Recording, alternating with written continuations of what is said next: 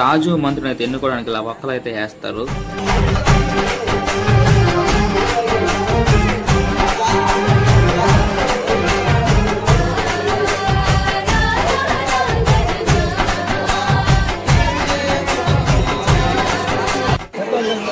చూసారు కదా, ఇలా ఉడకుతున్న పొంగల్ని అయితే చేత్తో అయితే తీస్తారు రాజు మంత్రి.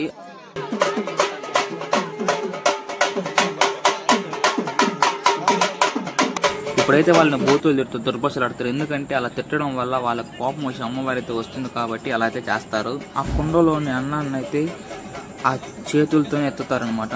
3 సార్లు అయితే ఎత్తి పక్కనైతే పెడతారు.